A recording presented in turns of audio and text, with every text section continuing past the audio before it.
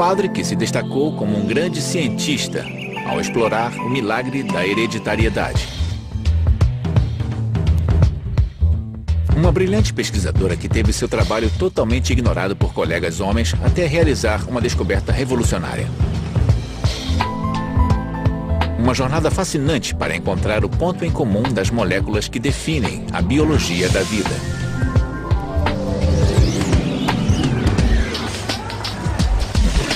Um esforço científico sem precedentes de pessoas determinadas a esclarecer o mistério do que nos torna humanos. Estas são as grandes descobertas da história da genética.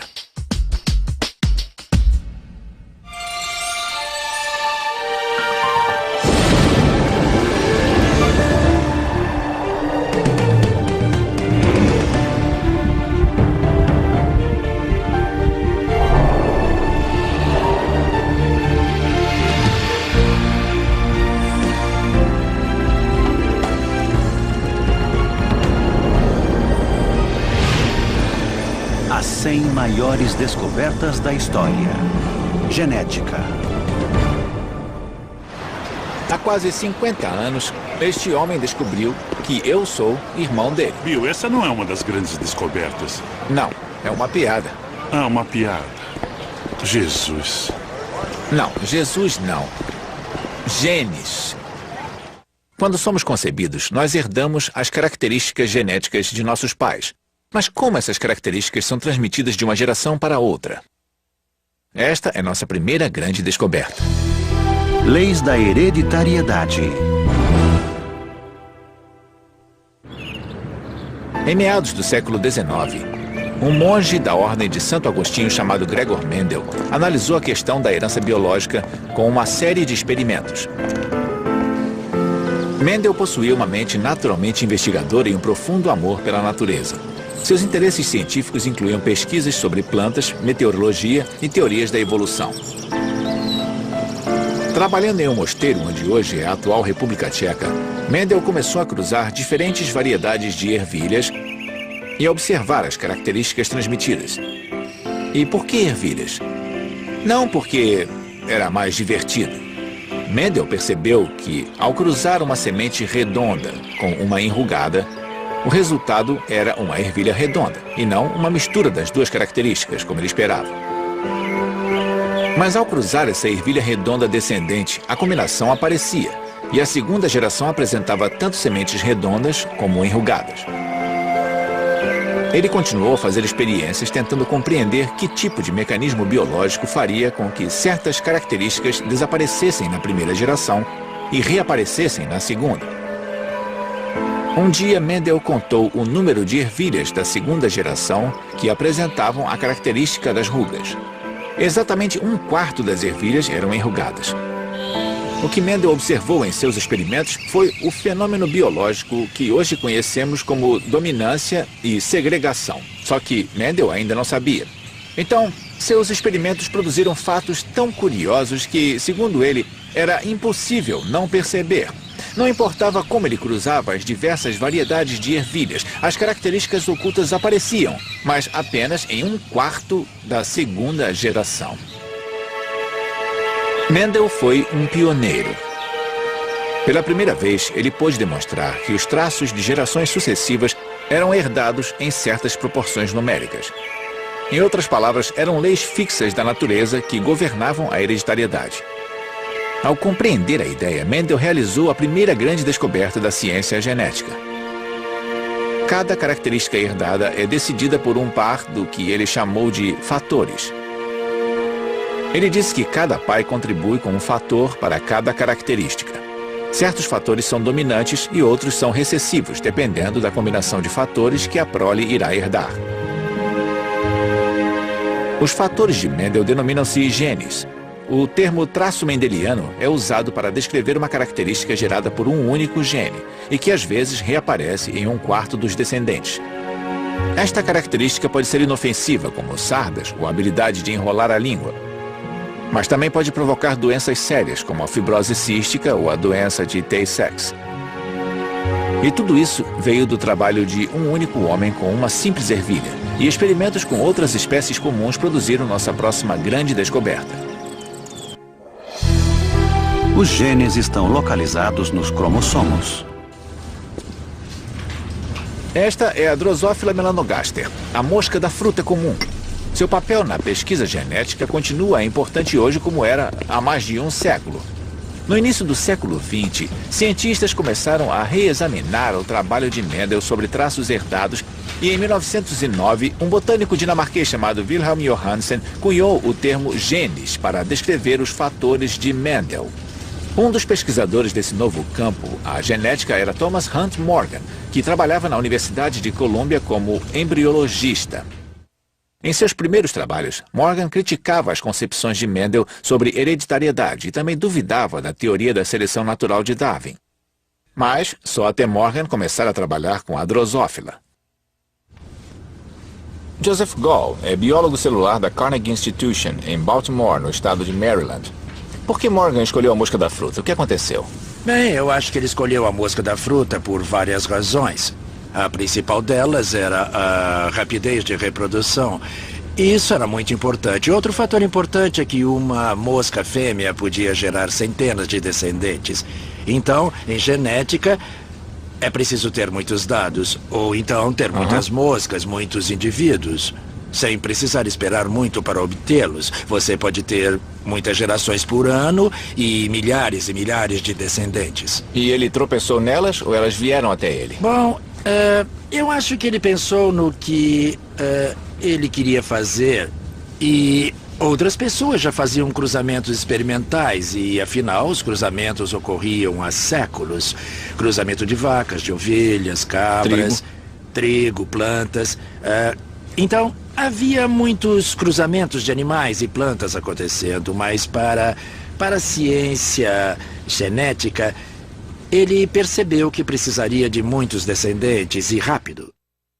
A história conta que um dia, logo depois de Morgan começar os cruzamentos de drosófilas para seus experimentos, um impressionante mutante surgiu em seu laboratório. Uma mosca com olhos brancos bem distintos. Ele decidiu cruzar este macho com uma fêmea de olhos vermelhos comuns, curioso para ver como os descendentes iriam nascer. 2 semanas mais tarde, ele descobriu. Uma a uma, a primeira geração de moscas nasceu. Todas elas tinham olhos vermelhos. Pensando que os olhos brancos poderiam ser uma característica oculta, similar ao que Mendel havia observado, Morgan esperou para ver o que aconteceria na segunda geração. Como previsto, a característica pulou uma geração. Na segunda geração, algumas moscas tinham olhos vermelhos e outras tinham olhos brancos. Mas Morgan observou outro aspecto. Todas as moscas com olhos brancos eram machos. Na época, já se sabia que o gênero das espécies era determinado por 2 estruturas em forma de bastão encontradas no núcleo das células, os cromossomos. Por exemplo, as fêmeas humanas têm 2 cromossomos X. Já os machos humanos possuem um cromossomo X e um cromossomo Y. Morgan percebeu que o gene responsável pelos olhos brancos devia estar de alguma forma associado ao fato de que os machos têm apenas um cromossomo X. Isso significava que nas fêmeas, o gene responsável pelos olhos vermelhos em um dos cromossomos X poderia estar se sobrepondo ao gene dos olhos brancos no outro cromossomo. Para provar esta hipótese, Morgan cruzou milhares de moscas da fruta e estudou os traços herdados. As observações de Morgan foram absolutamente fundamentais para toda a genética, porque ele e seus alunos mostraram que os genes estavam posicionados em uma ordem linear nos cromossomos. Então, se pensarmos que alguma doença é provocada por uma mutação em gene que é hereditário, então, um dos detalhes que precisamos saber é onde está o gene no cromossomo. E, graças ao trabalho de Morgan, sabemos que o gene deve estar em algum lugar de algum cromossomo. Bom, as técnicas para descobrir onde o gene está se tornaram mais sofisticadas ao longo dos anos. Apesar disso, partimos do pressuposto de que cada gene está em algum lugar de algum cromossomo e foi o que Morgan nos revelou com a mosca da fruta. Hoje, os geneticistas sabem que doenças como hemofilia e distrofia muscular são causadas por genes defeituosos no cromossomo X. Acredita-se que outras doenças, como o câncer, podem estar ligadas a cromossomos danificados ou defeituosos. Morgan ganhou o Prêmio Nobel de Medicina de 1933 por sua descoberta. Foi o primeiro cientista a recebê-lo no campo da genética. Quanto à Drosophila melanogaster, graças à sua contribuição para o trabalho de Morgan, a mosquinha é respeitada como um dos animais mais básicos na ciência experimental. E seu legado nos leva à nossa próxima grande descoberta. Os genes controlam eventos bioquímicos. Um dos geneticistas que estudou a mosca das frutas juntamente com Morgan foi George Beadle. Trabalhando em Paris em 1935, Beadle encontrou evidências de que a característica herdada da cor dos olhos na Drosophila poderia ser o resultado de reações químicas de origem genética. Beadle continuou pesquisando na Universidade de Stanford com seu colega Edward Tatum. Para seus experimentos, Beadle e Tatum selecionaram outro organismo simples, Neurospora crassa, o bolor de pão. O bolor foi escolhido porque se proliferava facilmente com necessidades nutricionais simples, pão, ar e água. O Neurospora também possuía apenas um conjunto de cromossomos, permitindo que os pesquisadores observassem as mudanças genéticas com facilidade. Como sabiam que raios-x causam danos aos cromossomos, Beadle e Tatum irradiaram o bolor, causando mutações nos genes de seus esporos. Estes genes mutantes eram incapazes de produzir os nutrientes necessários para o crescimento do bolor. Mas quando eles acrescentavam os nutrientes, alguns dos esporos começavam a germinar. Para Beadle e Tatum, este foi o momento da descoberta. Eles perceberam que os esporos irradiados falhavam em produzir os nutrientes essenciais porque seus genes eram defeituosos. Era muito significativo. Queria dizer que, além de responsáveis pela transmissão de traços herdados de uma geração para a outra, os genes também direcionavam a produção de enzimas essenciais para a sobrevivência do bolor. Essa descoberta tão importante de Beadle e Tatum é conhecida como a hipótese um gene, uma enzima. A intolerância à lactose é um exemplo de uma condição metabólica humana causada pela ausência de uma enzima. Isso ocorre porque algumas pessoas herdam um gene que falha em produzir lactase e não conseguem digerir o açúcar dos produtos lácteos. Este distúrbio pode ser facilmente tratado com a ingestão de comprimidos que contêm a enzima ausente. Graças a Beadle e Tatum, temos uma compreensão fundamental do que os genes fazem. Eles abriram caminho para uma nova geração de incríveis descobertas genéticas. Transposons. Até agora, vimos como os genes são transmitidos, onde se localizam e como funcionam. Mas nossa próxima grande descoberta revelou uma nova surpresa sobre o que os genes podem fazer. E veio de uma fonte surpreendente. Conheça Barbara McClintock, uma mulher que se tornou uma das cientistas mais proeminentes do século XX. Para saber mais sobre McClintock, conversei com David Kirk, professor de biologia da Universidade de Washington, em St. Louis, no Missouri. Há muitas coisas que eu gostaria de perguntar, mas vamos começar com Barbara McClintock. Uma cientista fabulosa. É mesmo? Uma das melhores do Ela mundo. enfrentou muitos desafios, não é? Ah, com certeza. Em parte por ela ser brilhante demais em seu meio e também ter uma mente muito rápida. Ela sempre foi membro da academia, mas nunca lhe ofereceram um cargo acadêmico. Primeiro porque ela era uma mulher. E segundo porque, como ela era muito mais brilhante do que qualquer um de seus colegas homens, muitas pessoas a temiam. Temiam sua inteligência. Em 1942, desencantada com a estagnação de sua carreira em genética, uma área dominada por homens, McClintock foi trabalhar no laboratório Cold Spring Harbor, em Nova York. Foi então que ela fez história. Trabalhando sozinha, ela decidiu estudar a genética do milho. Ela apresentava um interesse especial pelo mecanismo genético responsável pelo desenho singular dos grãos coloridos. Enquanto os estudava, McClintock começou a notar uma correlação entre a cor de um grão e a quebra que ocorria em um de seus cromossomos. As cores dos grãos correspondiam ao local onde se dava a quebra do cromossomo. Uma quebra no cromossomo ocorria, ela disse, quando um gene randomicamente saltava ou era transposto de um cromossomo para outro. Quando isso acontecia, se interrompia a atividade dos outros genes responsáveis pela produção do pigmento do grão.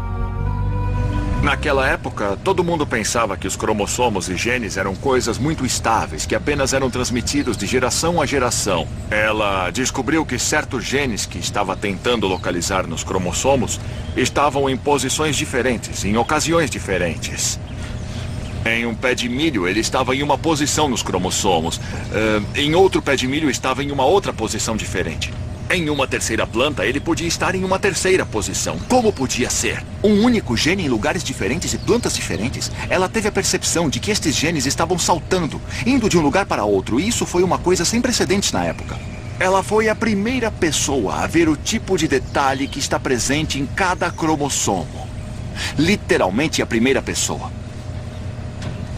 Comparando a estrutura do cromossomo que havia visto em uma parte da planta com a aparência do grão de onde vinha a planta e a própria planta crescendo, ela começou a fazer essa associação contínua entre a estrutura cromossômica e o comportamento e desenvolvimento da planta. Então, ela pôde observar um cromossomo e prever a estrutura da planta quando adulta e depois plantar o grão de onde vinham os cromossomos. Ela também conseguia olhar para um único grão, ver os genes, ver os cromossomos. Ela observava os cromossomos e via a planta inteira. Ela era incrível. A descoberta dos transposons, ou elementos de transposição, causou muita evolução e revolução. Algumas mutações genéticas causadas por estes elementos estão ligadas ao câncer e outras doenças, mas eles também podem ser um mecanismo que leva os genes a se modificarem em resposta a mudanças no meio ambiente, estimulando a evolução das espécies. Hoje, sabemos que existem elementos de transposição nos genes de todos os seres vivos, desde as algas até os seres humanos. Um colega meu do pós-doutorado, que se chama Steve Miller, veio até aqui especificamente para tentar achar um transposon que pudesse fazer o que os de Barbara McClintock faziam no milho. Ele encontrou um, cujos saltos ele conseguia controlar. A transposição ocorria tão bem quando ele observava que ele lhe deu o nome de seu herói do basquete, Michael Jordan. Então, nós temos uma foto do Jordan enterrando uma alga Volvox no laboratório. É, o sonho de todo jogador de basquete, não é?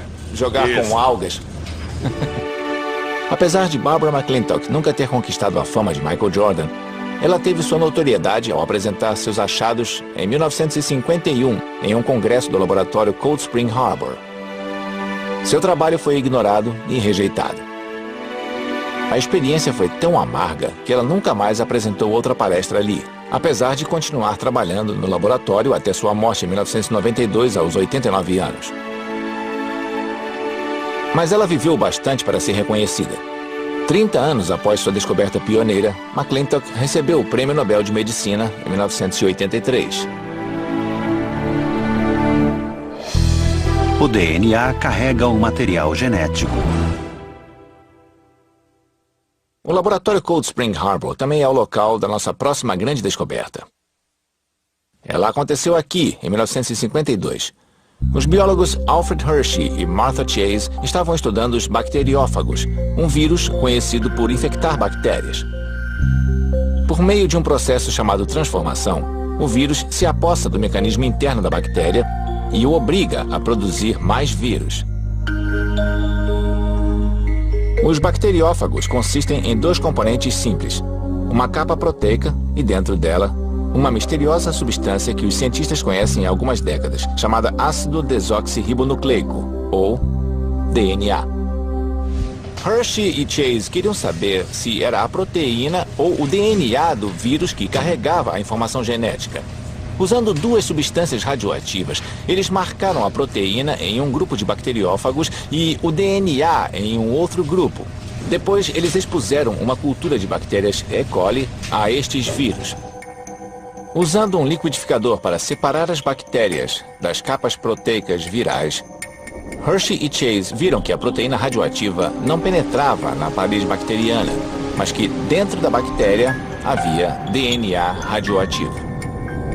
O DNA, e não a proteína, era capaz de controlar a célula hospedeira para produzir novos vírus. Foi uma descoberta extraordinária. Graças a Hershey e Chase e a outros cientistas que abriram o caminho, de repente compreendemos a verdadeira identidade do DNA. Seu material genético é a base da vida. E tudo saiu de um liquidificador como este aqui. Hershey recebeu o Prêmio Nobel em 1969 por seu trabalho.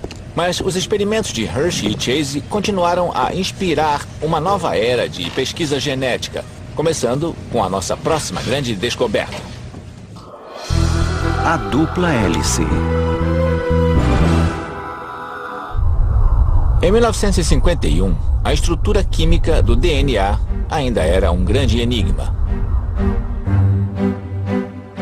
Na Universidade de Cambridge, na Inglaterra, o biólogo James Watson e o físico Francis Crick trabalhavam para desvendar os segredos da molécula do DNA. E eles não estavam sozinhos. Vários outros grupos de cientistas competiam para tentar solucionar o mesmo quebra-cabeça. Alguns fatos importantes sobre o DNA já eram conhecidos. Os cientistas sabiam, por exemplo, que o DNA era composto por 4 bases: adenina, citosina, guanina e timina. Eles também puderam chegar a algumas conclusões sobre sua estrutura por meio da cristalografia de raio-x.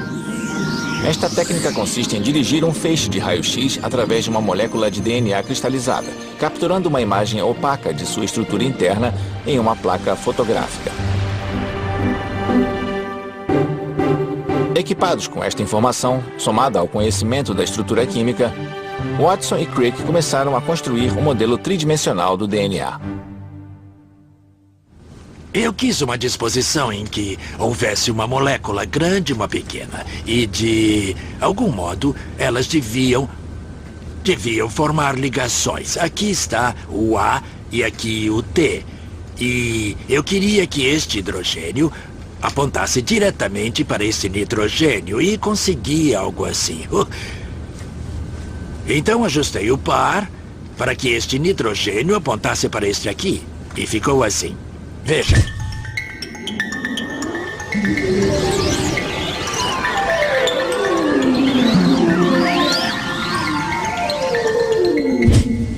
Hoje, você pode comprar um kit e montar a estrutura que o Watson e Crick construíram. Mas nós estamos nos adiantando. Watson e Crick precisavam de mais dados. Com a ajuda do físico Maurice Wilkins, eles tiveram acesso a uma imagem de raio-x de uma molécula de DNA tirada por sua colega de pesquisa. Seu nome era Rosalind Franklin. Sem o conhecimento dela, Watson e Crick usaram os dados daquela imagem de raio-x e conseguiram completar seu modelo. Numa edição de 1953 da revista Nature, Watson e Crick revelaram sua incrível descoberta ao mundo. Seu modelo demonstrava que a molécula de DNA era uma dupla hélice. Os filamentos gêmeos eram compostos por pares de 4 bases conhecidas, interligadas por ligações de hidrogênio. Toda a estrutura serpenteava como uma escada em caracol e era capaz de se separar facilmente, fazendo cópias de si mesma com a mesma informação genética codificada. Watson e Crick haviam vencido a corrida. A descoberta da estrutura do DNA provocou uma revolução científica. Ela esclareceu as fundações moleculares e bioquímicas da vida de uma forma totalmente nova. Abriu portas para áreas de pesquisa em outras grandes descobertas que antes pareciam impossíveis. Para Watson e Crick, a descoberta da dupla hélice com a ajuda de Maurice Wilkins lhes valeu o Prêmio Nobel de 1962. E quanto à colega de Wilkins, Rosalind Franklin? Apesar de sua contribuição para a descoberta, ela não foi indicada ao Nobel de 62. As regras dizem que o prêmio só pode ser concedido a uma pessoa viva. Rosalind Franklin morreu em 1958 de câncer no ovário, provavelmente em decorrência da exposição aos raios-x. Bem-vindos ao meu mundo. Esta é uma entre os trilhões de células que compõem o meu corpo. Este material na célula chama-se citoplasma. Este aqui é o núcleo da célula. No interior da frágil membrana nuclear estão longos filamentos de DNA. Como vimos, o DNA contém as instruções genéticas que controlam as funções metabólicas e a hereditariedade. Parece bem simples, mas o processo pelo qual esta transferência genética ocorre é sublime. É a história da nossa próxima grande descoberta. RNA mensageiro.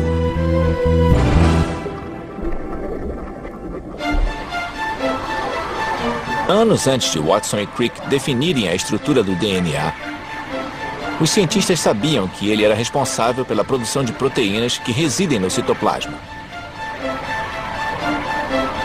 Mas ficavam intrigados pela forma como o DNA conseguia transferir sua informação genética para produzir proteínas através da parede do núcleo.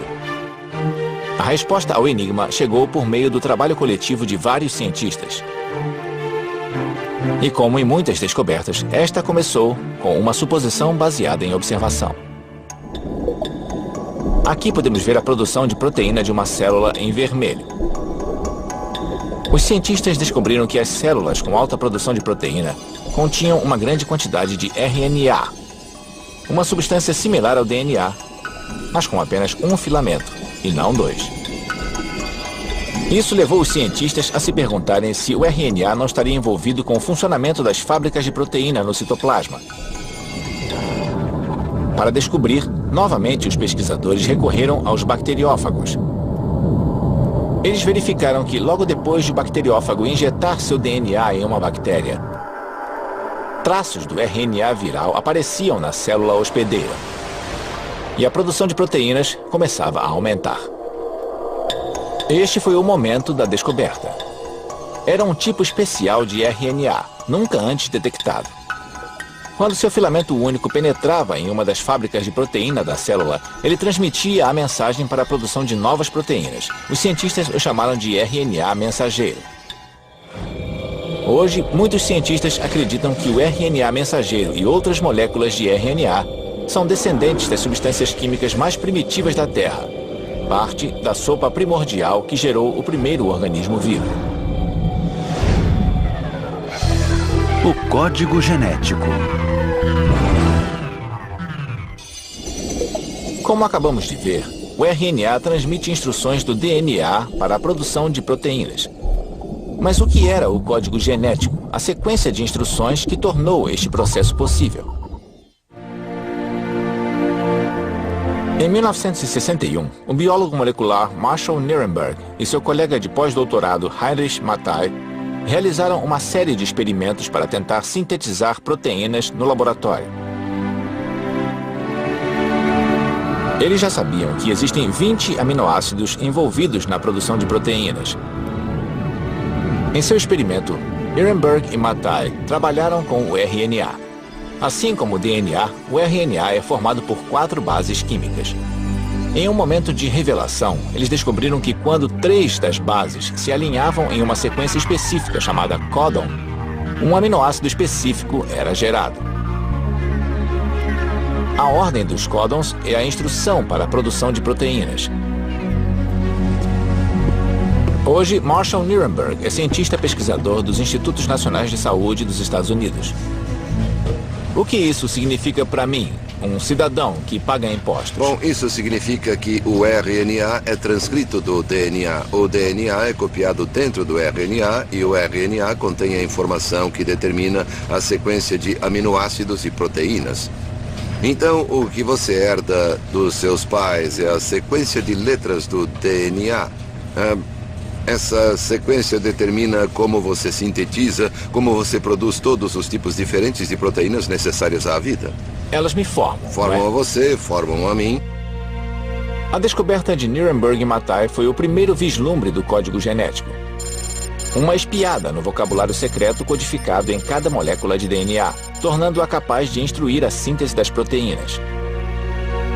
Nos 5 anos seguintes, Nirenberg conseguiu decifrar os 64 códons que abrangem todo o vocabulário do DNA. O código genético havia sido decifrado. E em 1968, a descoberta valeu a Marshall Nirenberg parte do Prêmio Nobel de Fisiologia e Medicina. Nós começamos em 1961 e deciframos o primeiro códon no mesmo ano, mas levamos 5 anos para decifrar todos os 64 códons. Quando você conhece a linguagem, pode usá-la de várias formas diferentes. Podemos sintetizar RNA mensageiro ou DNA e podemos ler, podemos traduzir, decifrar o DNA e a sequência de bases no DNA, todo o trabalho já realizado para decifrar o genoma humano e o genoma de outros organismos também. Tudo se baseia em conseguir traduzi-lo em proteína, aminoácidos e proteínas. E como foi fazer esta descoberta? Foi como entrar em uma loja de brinquedos. Podíamos fazer virtualmente qualquer coisa. Podíamos decifrar o código genético. Todos os seres vivos têm o mesmo código, não é? Isso. Existe um código que é usado por todo ser vivo neste planeta. E é a mesma... Basicamente, é sempre a mesma linguagem. E quando nós descobrimos isso, eu sabia de tudo. Tudo sobre Darwin, tudo sobre evolução. Mas isto causou um impacto muito grande. O que aconteceu? Eu olhei pela janela e vi árvores, vi flores, vi um esquilo. Todas as formas de vida deste planeta estão ligadas. Todos nós derivamos de um ancestral comum. E todos os corpos, todos falam a mesma língua. Isso teve um impacto profundo em mim. Enquanto Watson e Crick identificaram a estrutura do DNA, Nirenberg e Mathai revelaram como a sua estrutura funcionava. Enzimas de restrição. Os avanços que levaram algumas das descobertas que vimos poderiam nunca ter ocorrido sem estes organismos familiares, os bacteriófagos. E nossa próxima descoberta também dependeu deles. Durante décadas, acreditou-se que as bactérias eram completamente vulneráveis à invasão dos bacteriófagos. Mas na década de 1950, pesquisadores identificaram uma falha nesta visão. Na verdade, certos tipos de bactérias se mostraram resistentes à infecção por bacteriófagos.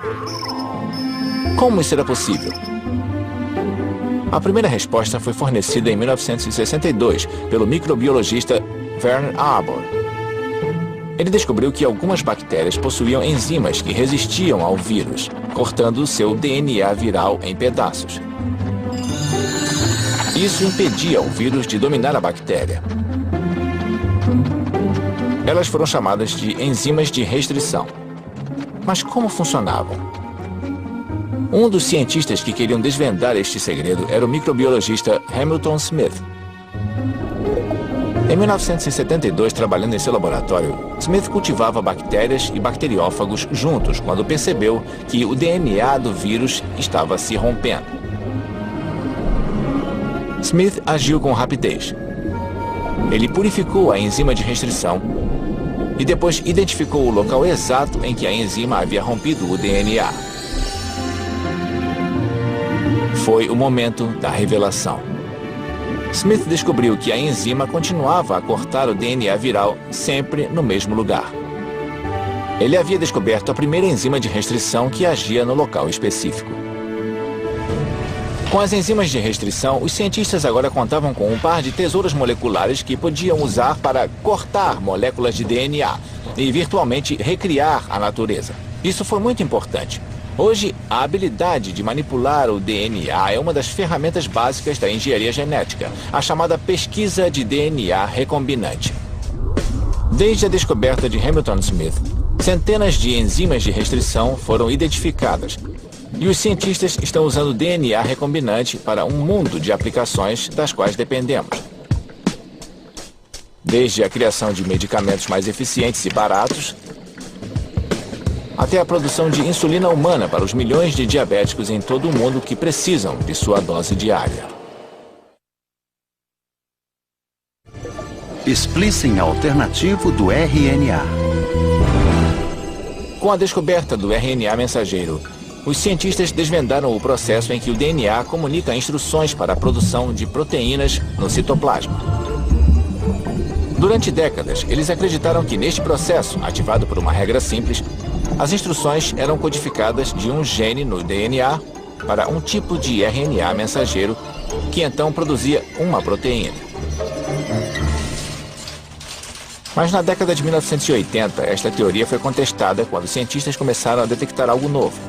Genes que codificavam múltiplos RNAs mensageiros que então produziam múltiplas proteínas. Foi necessária uma combinação de esforços de vários cientistas para descobrir como isso era possível. Finalmente, eles obtiveram a resposta. Por meio de um processo chamado splicing alternativo, alguns genes são capazes de codificar mais de uma proteína.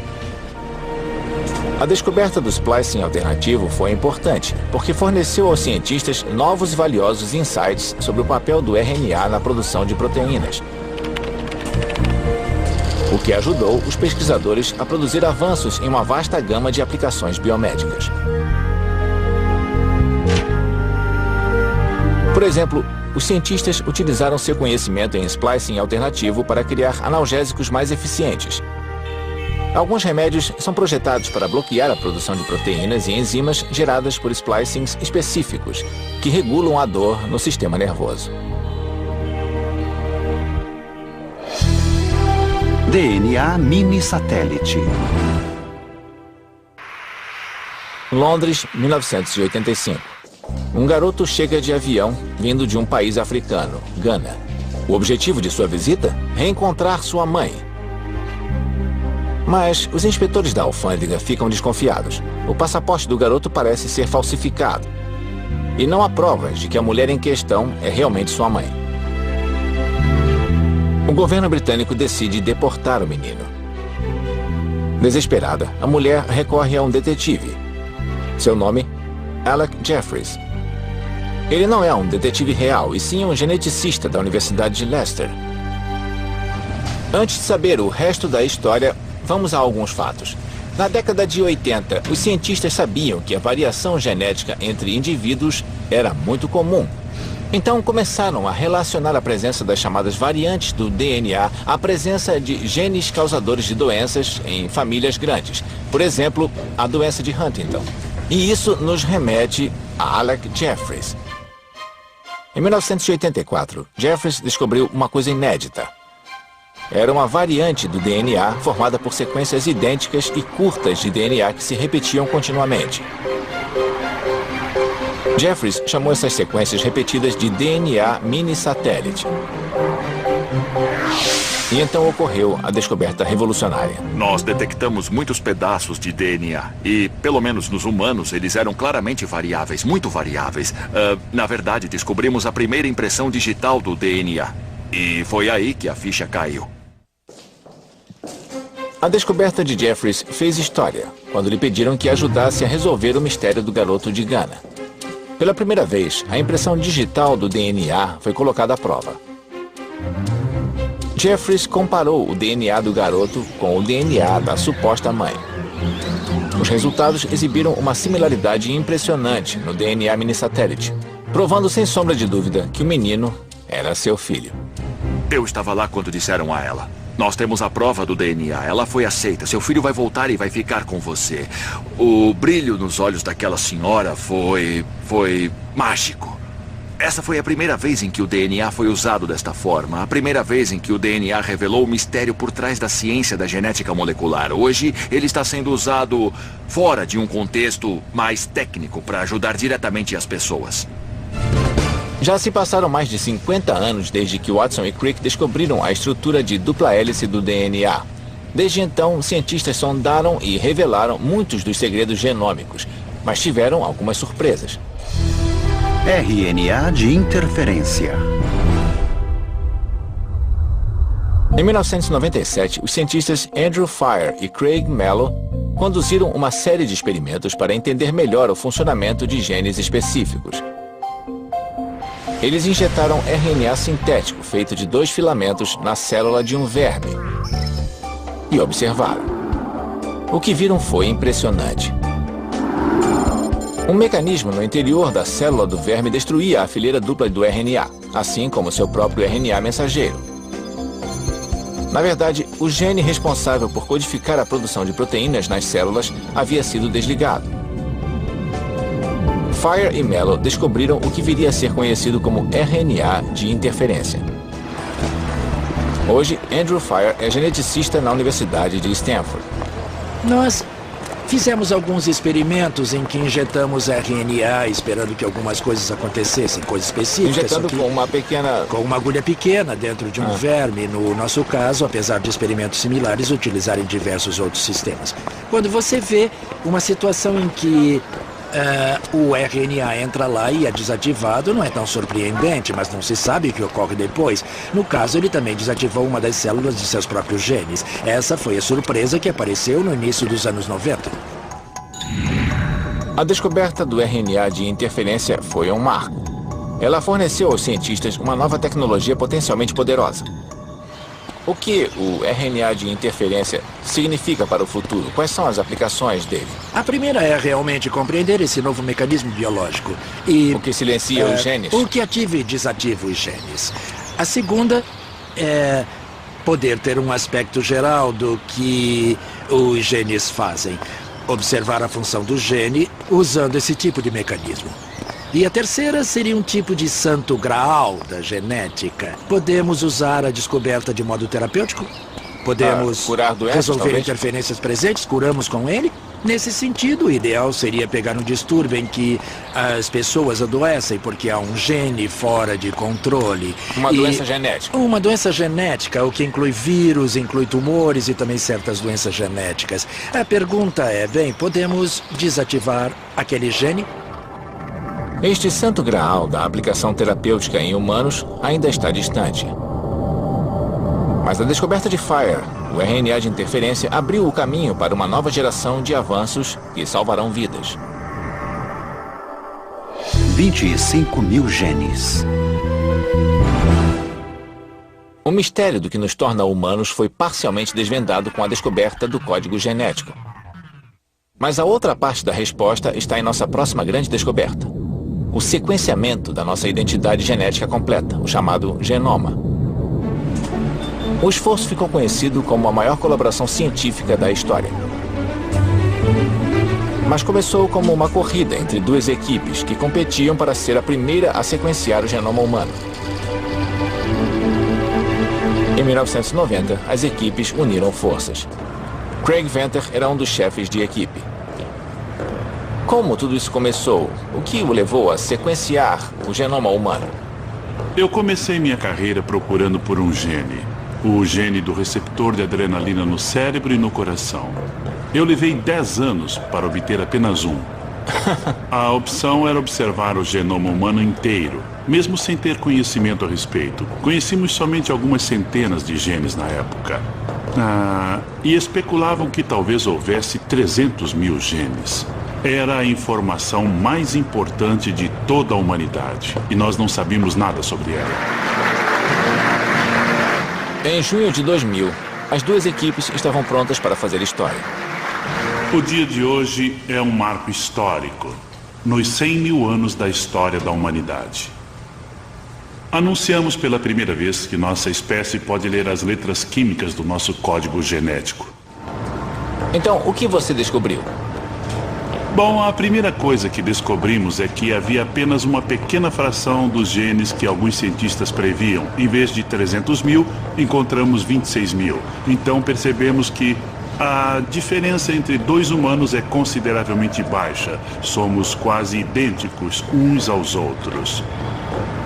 Depois sequenciamos o genoma de outros mamíferos. Sequenciamos o meu poodle, o shadow, e obtivemos o genoma canino, o genoma de espécies diferentes de rato. Agora estamos fazendo o genoma de um macaco. Descobrimos que todos os mamíferos compartilham a maioria dos genes na mesma ordem, os mesmos grupos de genes. Eles apenas se movem de um cromossomo para outro. E para onde todo esse sequenciamento vai nos levar? Bom, eu afirmo desde o início que ele estabelece uma base inteiramente nova para a ciência. As pessoas esperam curas milagrosas e acho que há um certo exagero nisso. Mas eu levei uma década para descobrir um gene receptor de adrenalina.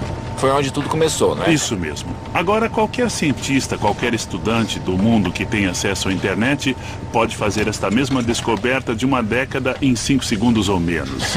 E ainda nem sabemos as funções da maioria dos genes. Então, nós fundamos uma nova base ao dispor esta informação. Nós já conhecemos a estrutura dos genes. Agora podemos estudar sua função. Isso já está mudando a nossa visão da evolução pela semelhança entre os genomas de todos os mamíferos. Os genomas de bactérias e plantas já têm impacto sobre a medicina. Já temos novos diagnósticos, entendemos a complexidade dos genes associados às características humanas e doenças. Isso será um enorme desafio para o futuro. Bom, o que vocês sentiram quando o seu grupo terminou o sequenciamento? Como foi esse momento? Quando concluímos e terminamos de escrever o artigo que descrevia o genoma pela primeira vez, foi um dos momentos mais gratificantes que já tive em minha vida. Foi uma satisfação incrível para toda a nossa equipe que tentou contribuir com toda a história da humanidade. É difícil de acreditar que da descoberta das leis da hereditariedade de Gregor Mendel ao sequenciamento completo do genoma humano passaram-se apenas 150 anos. Graças a algumas das grandes descobertas da história da ciência, tivemos tempo para entender alguns dos maiores segredos da vida. E também os laços genéticos que nos ligam a todos os organismos vivos. Isso inclui você, irmão. Obrigado, Bill. Não. Acho que eu é que tenho que agradecer por você ter vindo até aqui para fazer uma pequena descoberta. Versão brasileira Vox Mundi.